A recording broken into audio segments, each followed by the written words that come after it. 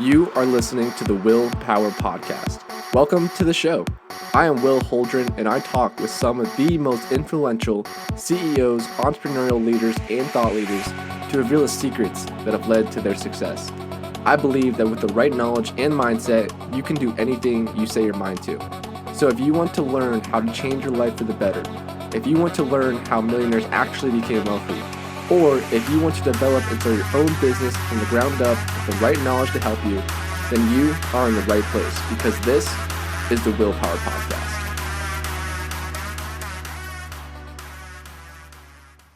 How's it going, everyone? My name is Will Holdren. I am the host of the Willpower Podcast. They have a very unique individual, very blessed to have her on our podcast, and her name is Amy Freeze. And Amy is actually a meteorologist. She's a 6-time Emmy winner, which is amazing. And she has over 100,000 followers on her Instagram platform, and she is growing each and every day. So with that being said, Amy, first and foremost, thank you so much for being here with me. Thank you, Will. And I'll also start. I have one other credential that you missed, and that is my youngest son is also named Will. So great name. And I have 4 kids. My William is going to turn 16 in about a week. Oh my goodness, that is a fantastic name. So congratulations also for that, for choosing Will. That's amazing.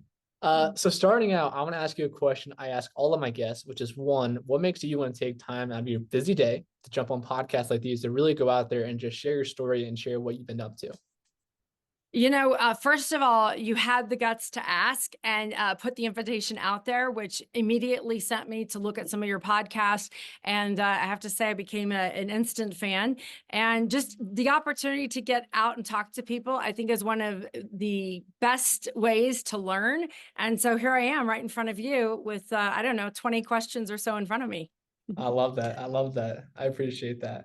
I'm looking forward to this. You know, I've seen your social media platform, and obviously you're doing a lot of great things. And I love your background, and it's unique, right? Because obviously you're a meteorologist, but you're also a 6-time Emmy winner. There's a lot of stuff that goes between entrepreneurship and what you're currently doing. So I think this will be a really cool fit to kind of hear your story on this podcast. Yeah. So my next question is, how did you first get involved with meteorology, and why did you decide to go into this direction with your life? The famous lyric, "I was born this way," does apply to me. Okay. Because even though I went through college and thought, okay, I want to do something in communications, I wasn't really clear on exactly what I wanted to do. I had done an internship at KTLA in Los Angeles during the O.J. Simpson trial. I thought maybe being a writer would be cool, maybe a reporter. I got an internship in Portland, Oregon. Went there, started working, quickly transitioned that into a paying job. And as I was there, the meteorologist, his name was David Apple in Portland, Oregon, he had to have a surgery. And so in the newsroom, they're like, who are we going to get to do the weather? And in walked Amy Freeze. It's my real last name, born with it. They said, Freeze sounds like the weather. You should do the weather. And I had never taken a weather class, anything like that. I think maybe in college, maybe I'd been in front of the green screen. I can't really remember, but they said, go for it. And, I dove in head first. I went and got my classes signed up at Portland State University for taking introduction to oceanography and weather. And I just started working on literally a second degree in that moment of serendipity, fate, whatever. And obviously my name worked with it. And as I learned more about the weather, it became a natural fit. Yeah, I love that. And like you mentioned, your name really does go along with it. So it's like you're definitely designed to go into that industry. And I love how that opportunity kind of came towards you, right? Like you mentioned, the one meteorologist, something happened and you were the one there, right? To kind of jump on the opportunity. I think that's so important to just for a person to put themselves in a position to win and succeed, right? And so whatever it is, you just gotta follow through with it and make sure you're ready to go because you never know when your time's gonna come. That whole experience set the stage for my career because I went back and started taking the classes and got another degree in meteorology. I was prepared for the next opportunities that came up. So when I was working in Denver and I got the opportunity to interview in Philadelphia, I went there, and I can only imagine if I just would have been like, hey, here I am, nice personality, good smile, hire me. but that would never have worked for the East Coast weather, right? I had to have the degree ready to go, and that prepared me for that job where they said, okay, let's go. You've got the experience that we're looking for. Yeah, And it led me into a brand new opportunity. absolutely. So walk me through that first broadcast that you've ever done. What was it like? Were you nervous? Were you shaking? And how did it go? I was recently talking to my daughter about this. She actually is learning Spanish. She's learning a totally different language. And she's like, oh, it's so hard. Like, I feel like I'm prepared. And then I go to talk and I'm like, you get the words out. And I said, well, one thing that helped me when I learned the new language of meteorology was I would write everything down. So I remember very clearly the first broadcast, I had literally taken a Sharpie and written down everything I wanted to say and taped it up on the walls near the weather deck that I was doing the weather from. So I literally used to write down everything that I was going to say until I got used to the meteorology language. And then now everything we do is, of course, ad lib. You have to really study the maps and study the data so that you're able to talk freely about the weather. Yeah, I definitely think that that's an extreme talent. It's very hard for most people to do, right? I think a lot of people, they get stage fright, whether it's just speaking in front of a small group or even a Right. bigger group. But when you're on a TV broadcasting to millions of people, right, on Fox, I think that's got to be something else. Besides putting sticky notes up on your wall, one of the things that has actually helped me become a better speaker in the past year or so is something called Magic Mind. And Magic Mind is actually a mental performance shot. It has amazing, healthy ingredients, but really Magic Mind will help you focus more during the day and also be more productive during the day. And one of the things I love about Magic Mind is that they only go to the world's best suppliers, right, to do rigorous testing of all the ingredients, right? And their drink is extremely healthy and it still makes you, better during the day, right? It gives you more energy, more productivity. And I've been taking it for close to a year now and I absolutely love it. I can tell a difference when I have a podcast, I take Magic Mind beforehand, or when I have a podcast, I don't take Magic Mind beforehand. So I highly encourage you guys listening to go out there and try Magic Mind right now. You can get 20% off of your Magic Mind subscription by using the code MindGrowth20. And again, I will put that code in the comments of this episode. And I'll also put the link in the comments of the episode where you can go and enter that code MindGrowth20 to start your supply of Magic Mind and really to see how it can really impact your day going forward. I strongly think you guys will see the benefits from it.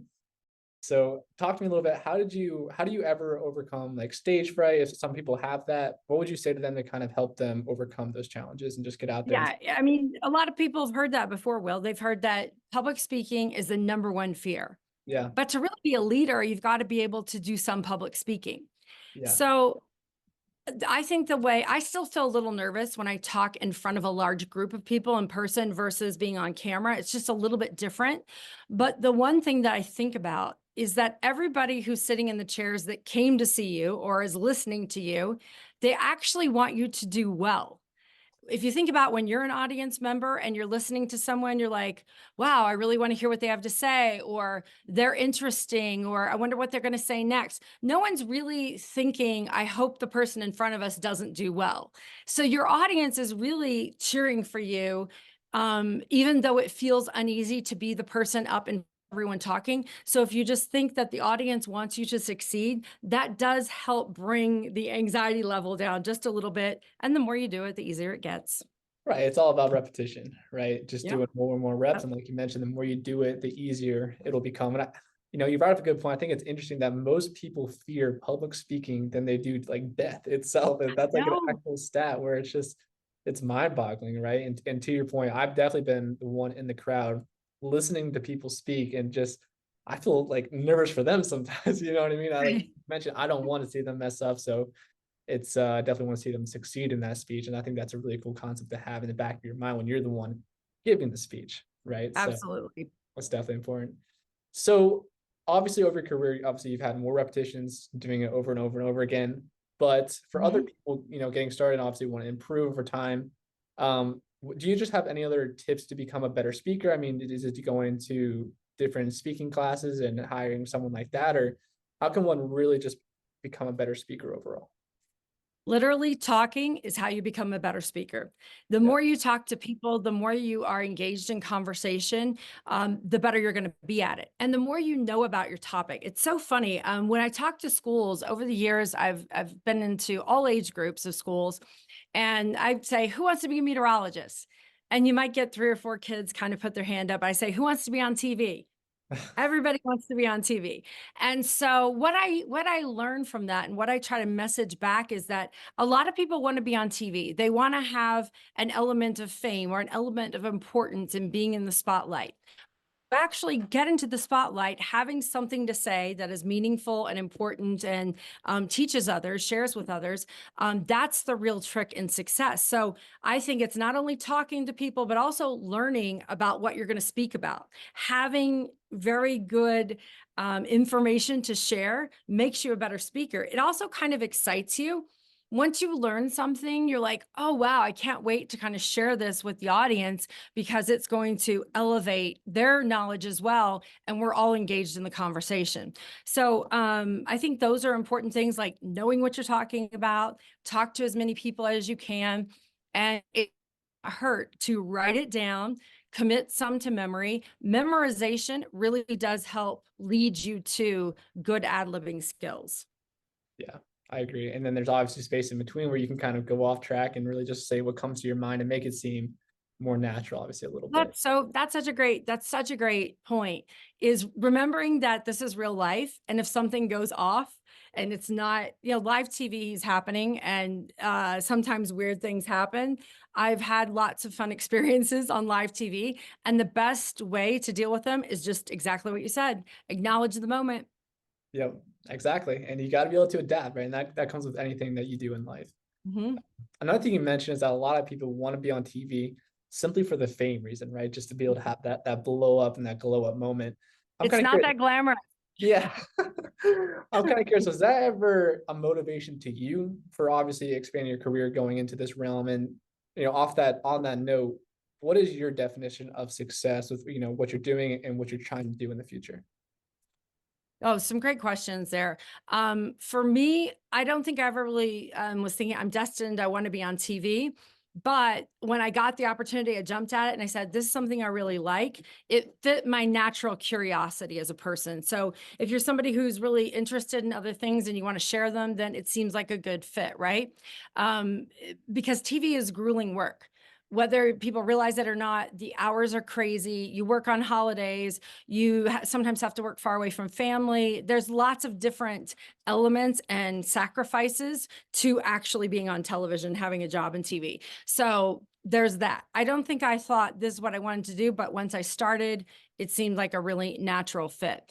The other thing I think is that some people who get going in TV, they change different markets. So for me, I started in Portland, Oregon, which I believe was around market number 40 or so in television world. And New York City is number one. So I made it to the number one television market in the country, the number one local television station, WABC, Eyewitness News.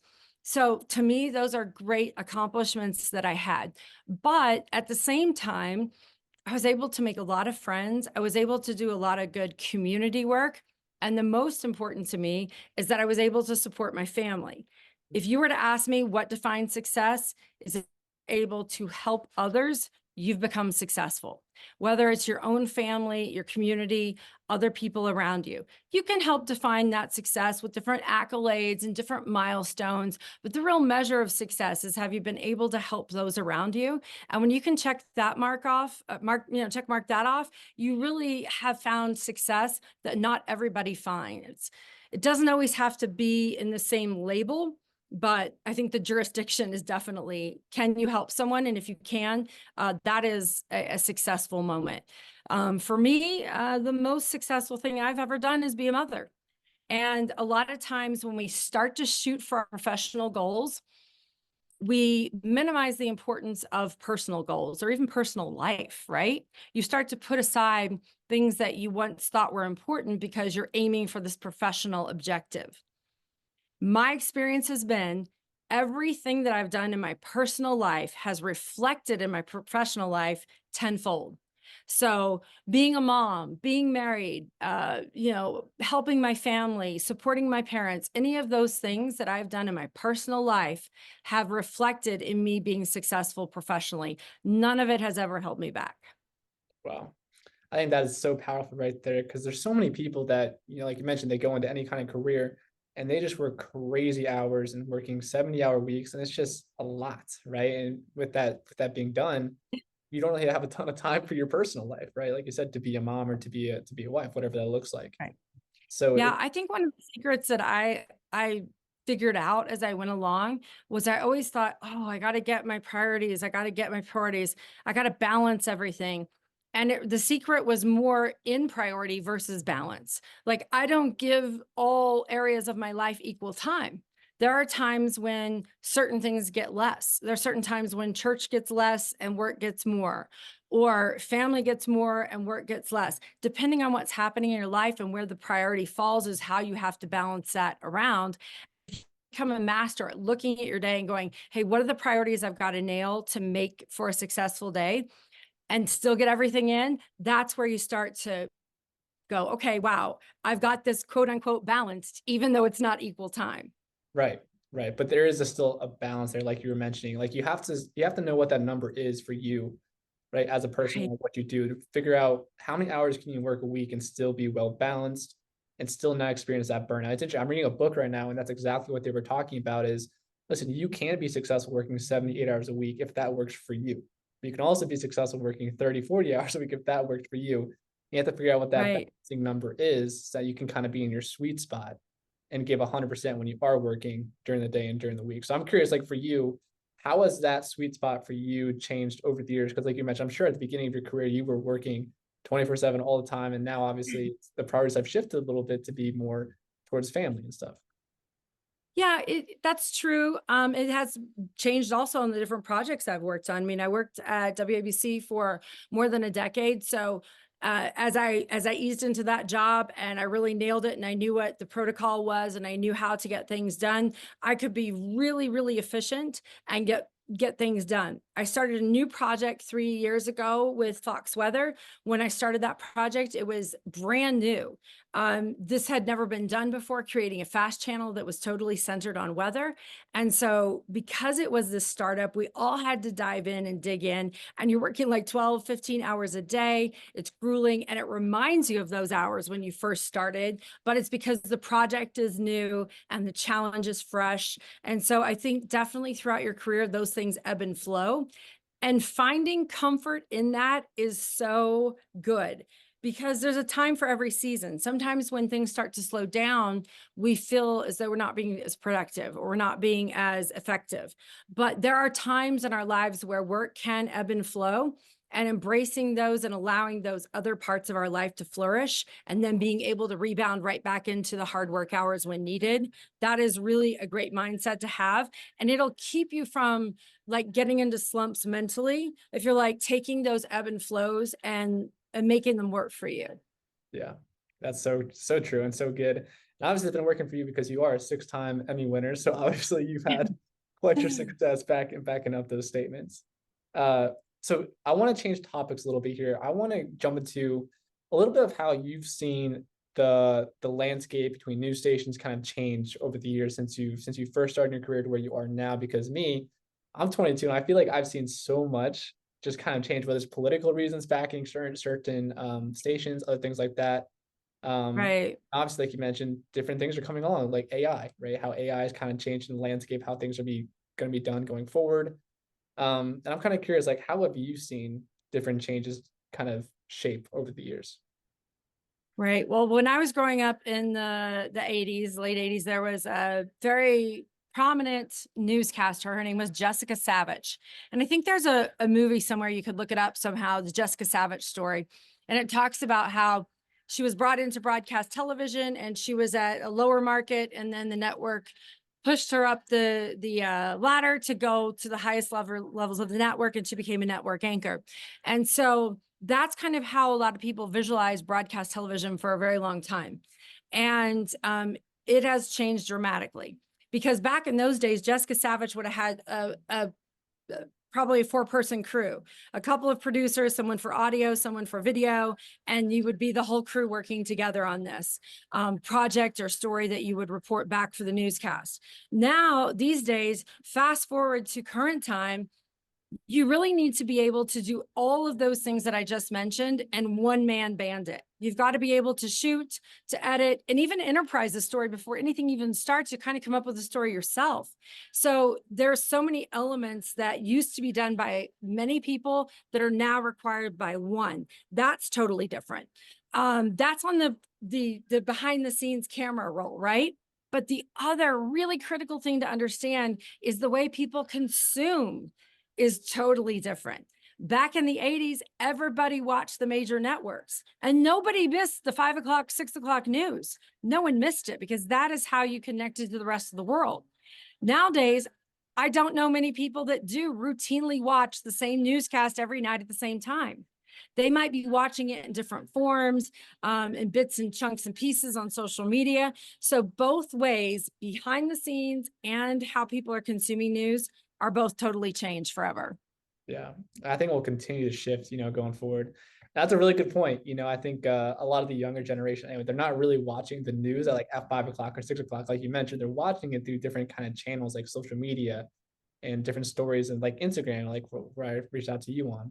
So I think that is definitely a thing. And another point, like my dad, for instance, he watches the news at 5 o'clock every night, right? So it's the same. Okay, so he's still got the thank you, Dad, for still watching. Right? Exactly. Appointment television. Yeah. It's good. What I think, if you're asking me what I think about what the future could hold, I am very interested in AI. I'm not really afraid of it. I really think that embracing AI is great. And maybe someday all of your favorite news personalities that you've seen over the years will be AI bots that continue to give you the news. That's possible. I think there's always going to be an element and a need for persons to create the coding, to create the data that's going into them. But AI really does open up a new experience for exchange of ideas. And I think we don't even have a real good handle on what artificial intelligence will mean for us and our capabilities in the future. So I think it just makes all humans and all storytelling better. Yeah. And like you said, I think it's going to be really interesting to see how things kind of shape out in the next couple of years, because AI is still so young. And if you look back at our country, like there's so many big ideas and big products that come out like every 40 or 50 years. And I think AI is going to be this one for our generation. So it's gonna be really interesting to see how that compares and grows over the years. It happens so fast too, Will. I mean, I was in college and I was in a communications class, and my professor at the time, Dale Cressman, he said, guys, there's gonna be in the future a time when you have a watch on your hand that tells you the news, and you're gonna talk into the watch, and you're going to be able to see people on the watch, and you're going to have interactive real-time experiences with them. I thought he was crazy. I thought he was from George Jetson era. I'm like, what is this guy thinking? Aliens are going to come down? And here we are in our life, few short years later, everyone's got an AI watch. Yeah, yep. I mean, everyone's got a smartwatch, not an AI, a smartwatch. And so this rapid progression of technology is right around the corner. Yeah, and it's kind of like you mentioned, it's cool, but it's kind of scary at the same time, just because there's so many unknowns behind it. But I guess the future is inevitable, right? So it's going to come whether you want it to or not. True. Yeah.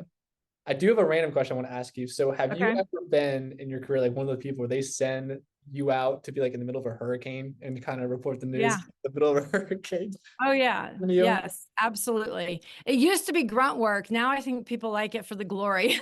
But back when I was in Denver, we did tornado chasing and on the eastern plains of Colorado, and we actually did it via helicopter. So we would go in the helicopters and see where the storms were going.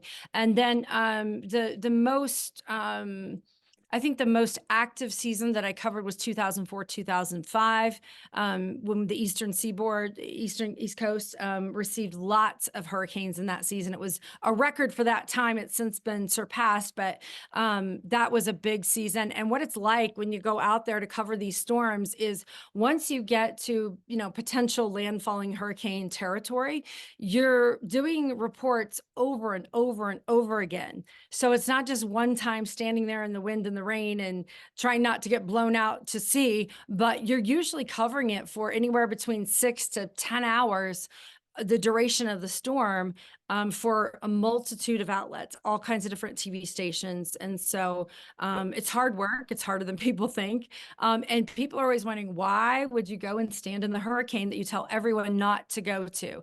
And the whole concept here is to show people what's happening while they have evacuated, and also to show them the power of a storm and hopefully do it in a safe and effective way.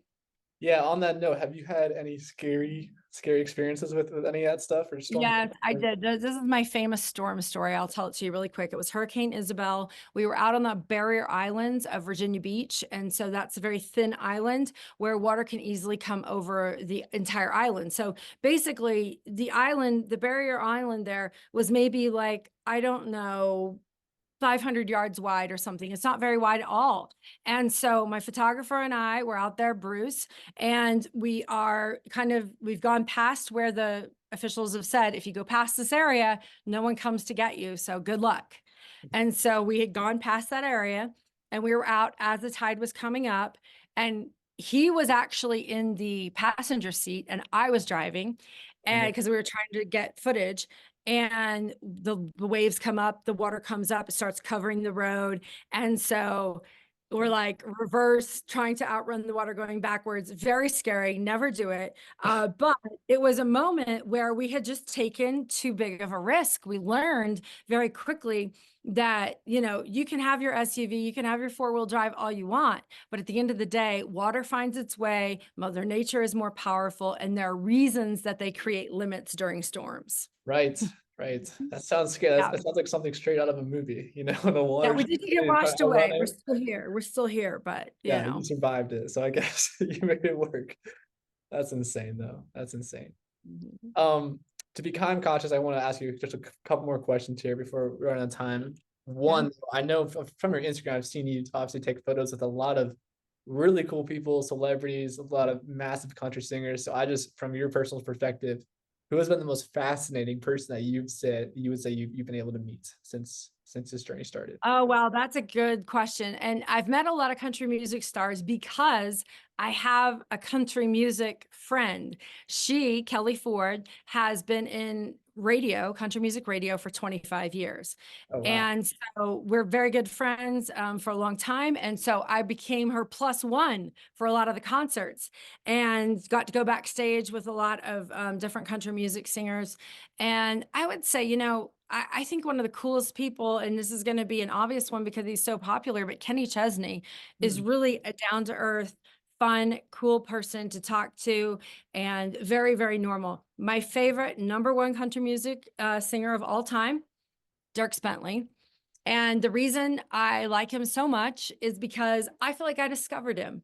Not really, but I was watching him 22 years ago when he was on the country music channel. They used to have CMT, Country Music TV, and he was playing at the Grand Ole Opry as a songwriter. I saw him on television. I wrote him a letter, handwritten, and said, if you ever come to Philadelphia, which is where I was living at the time, please let me know. I'm an instant fan. He actually called my home, left a voicemail. This is way before he's famous, way before. It was like Little White Tank Tops was coming out.